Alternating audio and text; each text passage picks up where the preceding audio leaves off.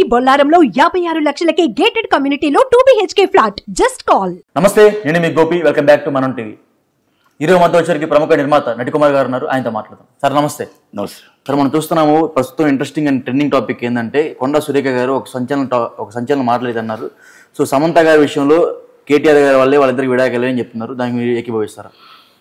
అంటే నేను దానికి సమాధానం చెప్పాల్సింది సమంత గారు, దానికి చెప్పాల్సింది నాగార్జున గారు. అది నాకు సంబంధం లేదు. ఎందుకంటే ఇండస్ట్రీలో ఆమె చెప్పిన వ్యాఖ్యలో కొన్ని నిజాలు ఉన్నాయి, లేకపోలేదు. ఎందుకంటే డ్రగ్స్, అప్పుడు డ్రగ్స్ అందరూ తీసుకుంటున్నారు, అందరిని లైన్ కట్టించి మొత్తం టోటల్ అందరి మీద కూడా బదనాం చేశారు. మొత్తం టీవీలో పొంకాలు వేశారు. వేసిన తర్వాత 4 సంవత్సరాల తర్వాత వాళ్ళ మీద ఏం యాక్షన్ తీసుకోకుండా 4 years తర్వాత మళ్ళీ అంతా క్లీన్ చిట్ ఇచ్చారు. దాంట్లో ఒక్కరు కూడా ముద్దాయిలు లేరు. అంటే దీని మీద అనుమానించవలసిన విషయం ఉందా లేదా, కేసు రీఓపెన్ చేయాలా? ఆ తర్వాత అప్పుడు కేటీఆర్ గారికి ఎవరో పరిచయాలు లేరు. తర్వాత అందరూ పరిచయాలు ఉన్నాయి. అన్ని పార్టీలకి ఆయనే పిలుస్తారు, అన్ని ఫంక్షన్లకు ఆయనే, మొత్తం అన్ని దగ్గర కూడా ఎవరైనా చిన్న డ్రంక్ అండ్ డ్రైవర్ దొరికిపోయినా పోలీసులకు ఆయన ఫోన్ డైరెక్ట్ గా. అంత పరిచయాలకి ఏర్పడిపోయాయి. నెంబర్ 1. తర్వాత క్లీన్ చీట్ వచ్చేటప్పుడు ఒక్కరు కూడా అవమానం అనేది సిగ్గు అని భావించకుండా ఒక్కరు కూడా డిప్రెషన్ కానీ పోలీసుల మీద కానీ కేసు కానీ పరుణాశం డాబా కానీ వేయలే. మామూలుగా మనం ఎవరైనా ఒక మాట మాట్లాడితే వెంటనే పరుణాశం డాబా నోటీస్ పంపిస్తారు, కానీ వాళ్ళ మీద ఏది వేయలేదు. తర్వాత అన్ని దురిపిస్తున్నారు, అతను చేస్తున్నారు. అయితే ఇంకొకటి ఏంటంటే అక్కడ ఆ కేసు రీఓపెన్ చేయాలి, నెంబర్ 1. రెండోది, ఇక్కడ ఎవరైనా విక్టిమ్స్ ఉంటే వాళ్ళు కంప్లైంట్ ఇవ్వాలి. కంప్లైంట్ ఇవ్వకపోతే ఎవరైనా చేయలేరు.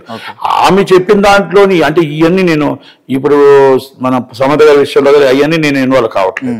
ఇండస్ట్రీలో మాత్రం ఆయనకు పరిచయాలు అయ్యి ఇండస్ట్రీని మొత్తం శాసించాడని చెప్పగలుగుతాను నేను. ఇండస్ట్రీని శాసించాడు. మీరు అప్పుడు బయటపెట్టలేదు ఇవన్నీ విషయం? నేను ఎప్పటి నుంచి చెప్పుకొస్తాను, మీరు వీడియోస్ చూసుకోండి. ఈ రోజే కదా, ఎప్పటి నుంచో చెప్పుకొస్తాను. ఈ రోజు కొత్తగా నేను చెప్పట్లా, ఇప్పుడు నేను కొత్తగా మీకేం చెప్పట్లే. సురేఖ గారు కొత్తగా చెప్పారు. సురేఖ గారి దగ్గర ఆల్రెడీ ఫోన్ ట్యాపింగ్ అని ఆధారం ఉంటేనే చెప్తారు. ఎందుకంటే సురేఖ గారు స్ట్రైట్ గా మాట్లాడారు. కేటీఆర్ సమంతాన్ని రమ్మన్నాడు, సో అందుకని నాగార్జున కూడా నేను చెప్తున్నా ఎన్కన్వెన్షన్ కూల్చివేయకుండా ఉండాలంటే ఎన్కన్వెన్షన్ ఒక గోడ కూలి తర్వాత ఎందుకు ఆపేశారు 10 సంవత్సరాలు సమాధానం చెప్పాలి. ఎందుకు ఆపారు అంటే ఆ రోజు తప్పు అనిపించి తర్వాత 10 సంవత్సరాలు ఎందుకు తప్పు అనిపించలేదో సమాధానం చెప్పాలి. అక్కడ వాళ్ళు ఏం తెచ్చుకున్నారు, మరి వాళ్ళు ఏం చేసుకున్నారో సమాధానం చెప్పాలి. రెండోది, ఇవన్నీ నేను ఇప్పుడు ఏదైతే సురేఖ గారు మాతో టోటల్గా చెప్పారో నాకు చేత అవన్నీ నేను దాన్ని ఇన్వాల్వ్ అవ్వట్లేదు. ఎందుకంటే సాక్ష్యాధారాలు ఉంటే ఆమె నిరూపించాలా, తప్పు అయితే వాళ్ళు దాన్ని ఖండించాలా. అది ఇవన్నిట్లు కాదు, ఇవన్నీ మీద కూడా ఇండస్ట్రీలో ఎంక్వైరీ జరగాల. మొత్తం ఇండస్ట్రీలో అంతా చాలా మంది ఇప్పుడు డ్రగ్స్ తీసుకున్నారా, డ్రగ్స్ తీసుకోలేదా, అప్పుడు చాలా మంది విచ్చలవిడిగా మాత్రం మామూలుగా ఏంటంటే సినిమా వాళ్ళు మాకు కేటీఆర్ గారు ఉన్నారు అన్నంత భరోసాలోనే ఉన్నారు. ఆయన సపోర్ట్ ఉందో లేదో తెలియదు, కానీ అందరూ అలాగే ఉండేవారు. ఇప్పుడు కాంగ్రెస్ ప్రభుత్వం అలానే ఉందని చెప్తున్నారు. ఇప్పుడు కాంగ్రెస్ ప్రభుత్వం అయితే అలా లేదు, కానీ కాకపోతే ఏంటంటే టీఆర్ఎస్ గవర్నమెంట్ లాగే నడుస్తుంది. అంటే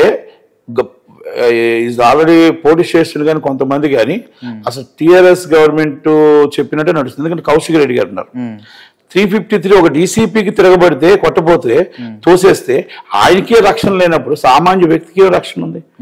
దౌర్జన్యం చేసి కొట్టడానికి వెళ్తే అంటే ఒకటి కొండ సురేఖ గారు ఈరోజు చెప్పారు ఇది సమంత విషయంలో. నిజంగానే సమంత గారు ఆ విషయం వల్ల విడాకులు తీసుకున్నారంటారా? నేను మళ్ళా మీకు 10 సార్లు మళ్ళీ రిపీట్ చేస్తున్నా. సమాధానం చెప్పాల్సింది ఆమె సమంత గారు, సమాధానం చేసిన నాగార్జున గారి ఫ్యామిలీ. ఇది మీరేమనుకుంటున్నారు? నేనేమనుకోండి, నాకు తెలియదు, నేనేమనుకోవాలా. నేను ఇండస్ట్రీల కోసం మొత్తం గతంలో జరిగిన దీని విషయంలోని దాంట్లో ఆయనకు అప్పుడు పరిచయాలు, అందరూ పరిచయాలు వచ్చాయి. ఆ పరిచయాల్లో ఎంక్వైరీ చేయండి, విచారణ జరిపించండి అని అడుగుతున్నాను తప్ప ఇవన్నీ ఉన్నాయా లేవనేది వాళ్ళు చెప్పాలి. ఆమె ఒక మంత్రి హోదాలో ఉంది, అందుకంటే పవర్ఫుల్ మినిస్టర్ ఆమె. ఒక 5 సార్లు ఎమ్మెల్యే, 2 సార్లు మినిస్టర్. ఆమె అబద్ధం ఎందుకు చెప్తుంది? ఆమె దగ్గర ఏదైనా ఆధారాలు ఉంటే చెప్తుంది. అందుకని వాళ్ళు చెప్పిన తర్వాత ఆమె కూడా ఆధారాలు పెడతారు బయట. Is the government is running. అంటే గవర్నమెంట్ వ్యాఖ్యలు చేసింది, బయట వ్యాఖ్యలు చేయలేదు, గవర్నమెంట్ చేసిన వ్యాఖ్యలు. కనుక గవర్నమెంట్ వ్యాఖ్యలు కంపల్సరీ దాంట్లో వాళ్ళ దగ్గర సాక్ష్యాధారాలు ఉండుంటాయి. ఏదో ఉండకుండా ఎందుకు చెప్తారు? అప్పుడు నిజంగానే కేటీఆర్ గారు ఫోన్ ట్యాపింగ్ వ్యవహారంలో హీరోయిన్ ఫోన్లు ట్యాప్ చేశారని చెప్తారా? ఆమె చెప్తున్నారు కదా, మరి మినిస్టర్ గారు చెప్తున్నారు కదా. మినిస్టర్ గారు చెప్తున్నారు కాబట్టి ఇవన్నీ నిజాలు బయటపడతాయి తొందరలోనే. ఇప్పుడు ఒకటండి, ఆమె నిజం మాట్లాడకపోతే అవతల వాళ్ళకి క్షమాపణ చెప్తారు. అవతల వాళ్ళు ఒకవేళ నిజం చెప్తే వాళ్ళు ఖండించుకోవాల్సిన బాధ్యత వాళ్ళది. ఇవన్నీ కూడా ఇస్ ద లీగల్ ఇష్యూస్. మనకు సంబంధం కాదు. ఓకే, మా ఇండస్ట్రీ కోసం మాట్లాడుతున్నాం. మా ఇండస్ట్రీ మొత్తం టోటల్గా అంతకుముందు డ్రగ్స్ కేసు ఏమైంది, అంతకుముందు మొత్తం టోటల్ అవమానాలు ఏమయ్యాయి, అవన్నీ కూడా నేను మాట్లాడుతున్నాను తప్ప ఈ కొన్ని విషయాల్లో నేను ఏకీపిస్తున్నా. ఓకే, కొన్ని విషయాలు ఏకీపిస్తున్నా. కొన్ని విషయాల్లో నాకు తెలియని నేను ఎలా చెప్తాను. ఓకే, నాగార్జున గారు ఈరోజు మళ్ళీ కొండా సురేఖ గారికి రియాక్షన్ కౌంటర్ ఇచ్చారు. దాని మీద మీరు ఎట్లా ఉంటుంది భావిస్తారు? మరి ఆమె ఏం చెప్తారు, ఆ కౌంటర్కి ఆమె ఏం చెప్తారో చూడాలి. మనం ఏం చెప్తాం? ఇప్పుడు నాగార్జున గారు ఇచ్చారు కౌంటర్, ఆమె ఏం కౌంటర్ ఇస్తే చూడాలి. ఓకే, నాగార్జున గారు అలాంటి వ్యక్తి అసలుకి ఇది పొమ్మని అంటే పిలిస్తే పొమ్మని చెప్తారా? నాకు అది పరిచయం లేదు, నాకు అంత అవగాహన లేదు. అంటే ఒకటే ఇండస్ట్రీ కదా, అందుకని అడుగుతుంది. నాకు అది పరిచయం లేదు. ఓకే, ఫిలిం ఛాంబర్ ఏం చేస్తుంది, ఏం జరుగుతుంది సార్? ఫిలిం ఛాంబర్కి ఏం పని అండి? ఎవరి పనులు వాళ్ళు చేస్తుంటే ఆయనకి ఛాంబర్కి ఏం పని ఉంటుంది? కౌన్సిల్కి ఏం పని ఉంటుంది? ఎవరైనా వచ్చి కంప్లైంట్ ఇస్తే కంప్లైంట్ ఏమైనా ఉంటే దాన్ని యాక్సెప్ట్ తీసుకుంటారు. పోలీసులు కంప్లైంట్ ఇస్తేనే ఇంకా తీసుకుంటారు, అంతే తప్ప ఎవరో వ్యక్తిగత విషయాల్లో దూరం కదా ఎవరు. ఓకే, సో ఇంకోటి ఫైనల్ వచ్చేసరికి కొండా సురేఖ గారు ఈ రోజు కానీ రేపు కానీ ఇంకా ఏదో పూర్తి ఆధారాలు ఉన్నాయంట, అవన్నీ బయట పెడతారంట. సో ఆధారాలు బయట పెడితే ఇంకా ఎంతమంది బయటపడతారు అనుకుంటున్నారు? ఏమండి, ఫోన్ ట్యాపింగ్ వ్యవహారంలో చాలా వ్యవహారం నడుస్తుంది. దాని విషయంలో ఎవరెవరు బయటపడతారని త్వరలోనే చూడాలా. ఈ కేటీఆర్ గారికి నిజంగా చిత్తశుద్ధి ఉంటే ఎంక్వైరీ ఏమానండి, ఎంక్వైరీ వేసుకోండి. ఆయన్నే డైరెక్ట్ ఎంక్వైరీ చేయించుకోండి, సరిపోతుంది కదా.